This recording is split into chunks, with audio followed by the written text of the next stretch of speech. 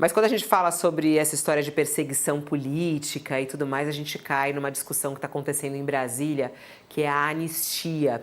E hoje Fábio Zanini traz no painel da Folha justamente essa informação de que sim, esse projeto pode passar realmente lá na Câmara dos Deputados e conseguir os mais de 300 votos.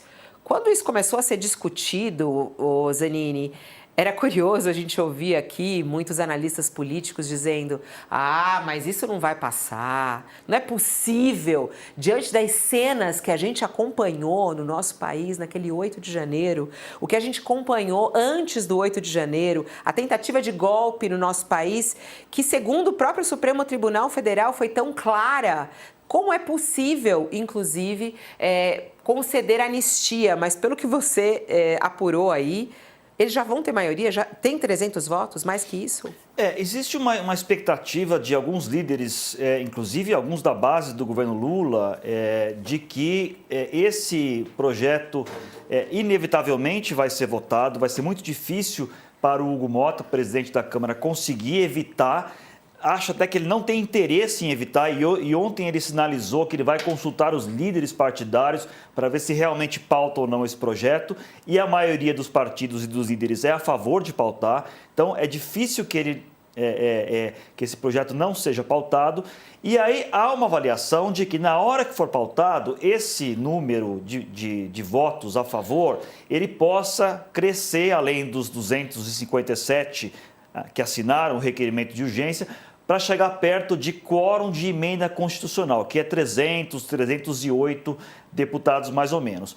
Qual que é a discussão? Existe uma avaliação, eu acho que praticamente unânime, talvez tirando ali PT e PSOL, de que houve algum exagero nas penas de condenados pelo 8 de janeiro. Em algumas situações, houve exagero de algumas penas de mais de 14 anos, 17 anos, e que algum ajuste tem que ser feito. Então, esse discurso, ele está muito forte no Congresso, de que tem que haver algum tipo de dosagem mais efetiva. Já o governo quer evitar esse tipo de coisa com o argumento de que isso abriria a porta para uma anistia ao Bolsonaro. Mas esse discurso não está colando por enquanto.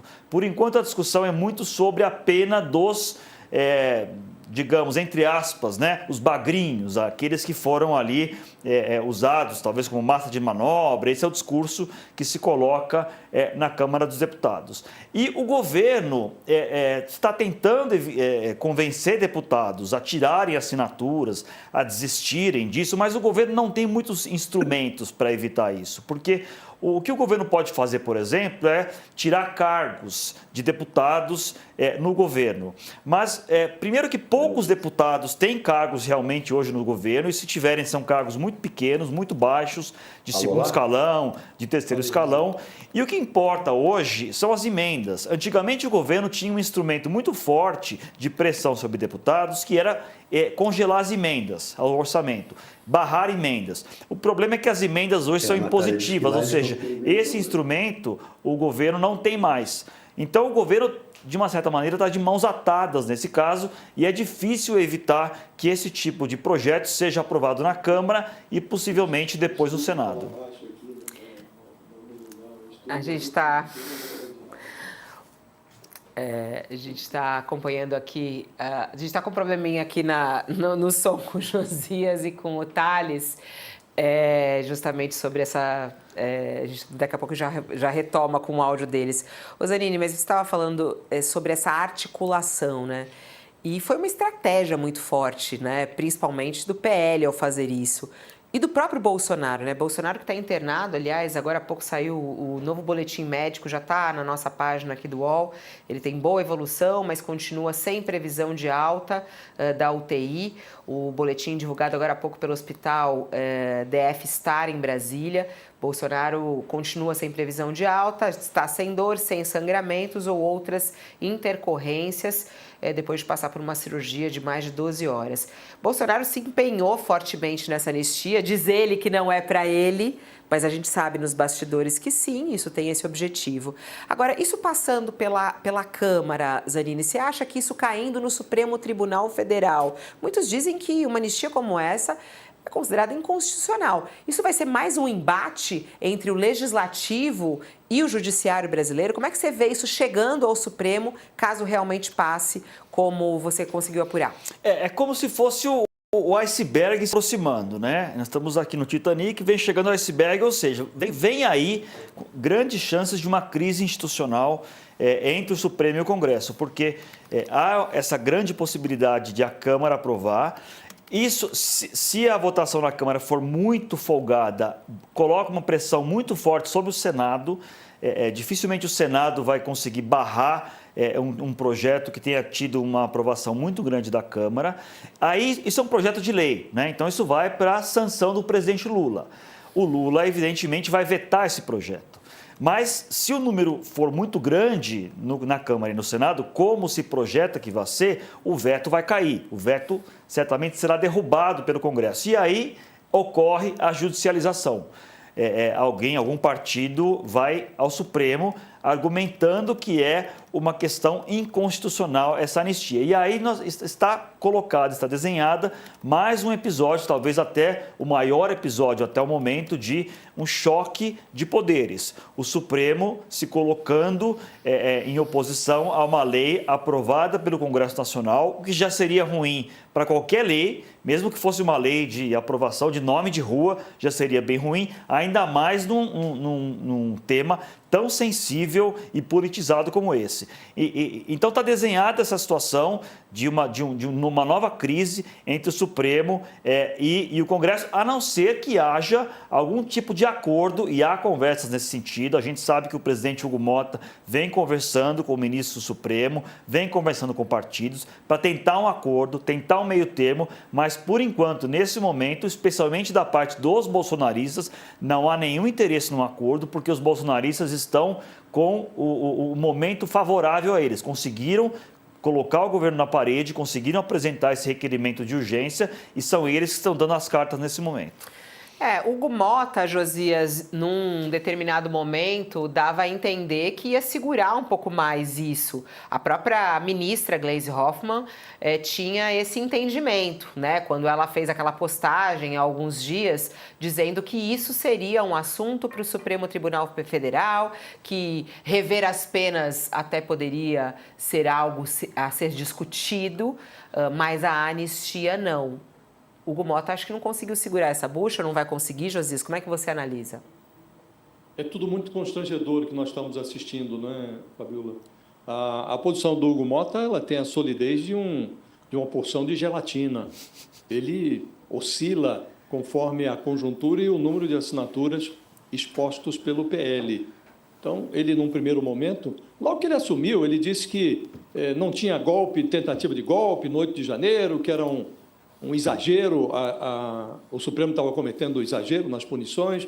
Essas declarações dele, que foram feitas ali, nos dias que seguiram a eleição, ele praticamente estimulou o bolsonarismo a arregaçar as mangas e buscar as assinaturas para pedir a urgência, a votação desse projeto de anistia em ritmo de toque de caixa. E aí vieram as 262 assinaturas, num universo de 513 deputados, significa dizer que 51% da Câmara não quer nem saber, não se importa com mais nada, já esqueceu que há 2 anos houve o maior atentado contra o Estado Democrático de Direito desde a restauração da democracia no Brasil. Então, as pessoas estão fingindo que nada aconteceu. E aí tem uma conversa mole de que anistia só para os peixes pequenos lá do 8 de janeiro, tudo uma conversa mole. Se você vai ler o texto no qual eles se baseiam, e, aliás, é reproduzido um pedaço do texto que eles pretendem aprovar, está reproduzido no documento em que foram coletadas as assinaturas. Abre uma brecha, abre um vão extraordinário para que o Bolsonaro e também os generais e os paisanos que o ajudaram nessa tentativa de golpe, todos se safem. Então, estão confundindo amnésia com anistia. Querem perdoar todo mundo, inclusive gente que não foi nem julgado. E aí o governo começou a operar no modo desespero, porque o regimento interno da Câmara é um labirinto, cheio de possibilidades. Então, tem lá um artigo que prevê, quando você tem um pedido de urgência como esse, se você consegue um certo número de assinaturas, você barra o pedido, você consegue eliminar o pedido de urgência. Nesse caso específico, a urgência requerida pelo PL tem 262 deputados apoiando. O governo precisaria reunir num abaixo-assinado contra esse pedido de urgência um número determinado de assinaturas, 132 deputados. Se o governo consegue atrair 132 deputados para um abaixo-assinado contra esse pedido de urgência, ele perde a validade, ele perde o efeito. Aí está lá o governo chantageando deputados, lembrando aos parlamentares que eles têm apaniguados, acomodados no organograma do Estado e que eles podem ser demitidos, esses apaniguados, caso os deputados não se insurjam contra essa anistia. Então, entrou o governo num desespero. E, na semana que vem, o Hugo Mota vai fazer na casa dele não, casa nossa. Aliás, vai ser promovido lá um jantar financiado pelo déficit público entre o Lula e os deputados, os líderes, os principais líderes da Câmara vão estar nesse jantar. Presumivelmente estarão. Terça ou quarta-feira, o Hugo Mota vai promover. O Lula já jantou ainda outro dia com o Davi Alcolumbre e a nata, a fina flor do Senado, na residência oficial da presidência do Senado. Agora vai participar desse jantar com o Hugo Mota. E ali também é preciso que o Lula cobre alguma coerência dos partidos que estão aboletados na esplanada dos ministérios. Tem lá ministros, União Brasil tem 3 ministros, o MDB tem mais 3, o PP tem 2. Então, é preciso que esses partidos que aderiram massivamente ao pedido de anistia, ao pedido de urgência, que eles ensaiem alguma coerência, que expliquem pelo menos o que estão fazendo, né? Então é tudo muito constrangedor, Fabiola, e entramos nesse modo desespero. O governo está em desespero para dar alguma coerência a essa balbúrdia que nós estamos assistindo. É um governo que foi eleito, tentou, o seu adversário tentou dar o golpe, e os aliados agora que estão acomodados na esplanada dos ministérios estão apoiando o golpista, participam do governo e apoiam aqueles que tentaram derrubar esse mesmo governo. Então, é tudo muito ilógico. Agora, é preciso lembrar, Fabíola, que isso tudo tem uma grande tramitação, longa tramitação. Se for aprovado na Câmara, e ainda não é jogo jogado, tem ali muita coisa para ser feita, né? Se for aprovado na Câmara, vai ao Senado. Hoje, o que os líderes do governo dizem é que no Senado não passa. Se passar no Senado, vai virar uma controvérsia judicial e há hoje ministros do Supremo, alguns deles com os quais eu próprio falei, que dizem que lá não passa, que ali vai ser derrubado. Agora, se o Supremo tiver que derrubar uma anistia aprovada no Legislativo, aí mesmo é que o país vai ficar, já está dividido hoje, aí a divisão vai se potencializar, Fabíola. O ideal é que o Congresso caísse em si e que verificasse que uma casa legislativa não pode se tornar cúmplice de um pedido de anistia contra aqueles que tentaram virar a mesa da democracia. Estamos falando de uma coisa meio lógica, né? A casa foi invadida, o Congresso foi invadido, mas o 8 de janeiro mostrou que o homem que evoluiu do macaco ficou pela metade, a evolução não foi completa. Agora, se for aprovada não é nem a anistia ainda, é um pedido de conversão da anistia numa emergência legislativa. Se isso for aprovado aí, nós vamos... o Darwin vai revirar no túmulo e vai concluir que alguns parlamentares já estão fazendo o caminho de volta, rumo ao macaco, de volta. Então, é muito triste o que estamos assistindo, mas estamos assistindo. Assim é o Brasil. É um país ilógico a esse ponto. Eu soltaria agora a trilha sonora de Vale Tudo. Brasil! O Zanini, enquanto você fica falando, ele só fica rindo aqui das frases de efeito do Josias. É curioso ver pessoalmente assim, né? Ele aqui nesse telão, essas frases que ele cria do nada. Ô Thales, essa história do governo brasileiro entrar nessa briga, vale a pena para o governo Lula, que está enfrentando um monte de problemas, entrar na briga para frear a anistia? Tem força para entrar nessa briga? Como é que você avalia? Olha, o governo, as avaliações gerais, sempre, desde o início, são de que o governo, a Câmara tem uma base no centrão mais próxima do bolsonarismo do que o Senado, e que se for entrado em pauta a votação, na Câmara passa e no Senado provavelmente não passa.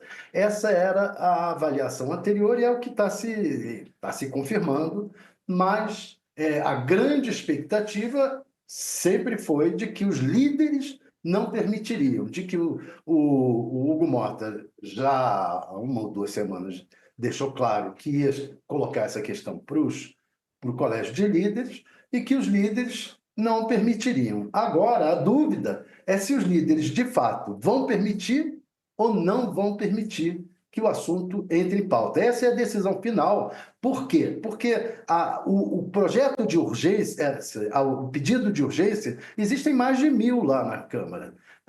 Na verdade, acaba sendo o presidente da Câmara que pauta. E ele já disse que vai pautar se os líderes assim o quiserem. Agora, a grande dúvida é essa: os líderes vão colocar ou não vão?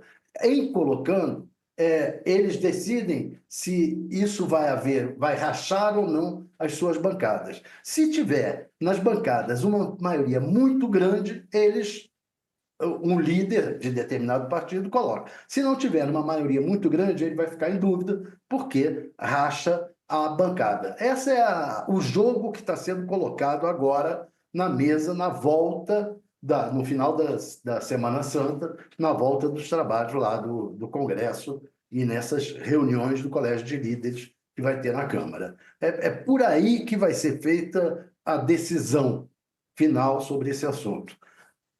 A princípio, o governo tem uma base frágil e não está tendo muito o que lidar. O Congresso, o Palácio do Planalto, está fazendo o seguinte: vamos tentar ver se não é possível conseguir a metade desses 262 para barrar a votação. Mas podemos ter uma manifestação de vários deputados que assinaram o documento pedindo para retirar. Não tem nenhum valor regimental no Congresso essa manifestação. Teria um valor simbólico. E é isso que eles estão trabalhando lá no Congresso. É convencer. Eles, a Gleisi Hoffmann, que está trabalhando também junto ao Congresso. É tentar convencer os deputados que assinaram documentos a se manifestarem contra. Eu acho pouco provável que consiga, mesmo isso, mesmo uma manifestação simbólica. A questão agora é: os líderes vão ou não vão? Os líderes têm compromissos com o governo e vão ficar em dúvida: peraí, e os nossos cargos no governo, e a posição da bancada, como é que é? Esse é o grande problema no momento.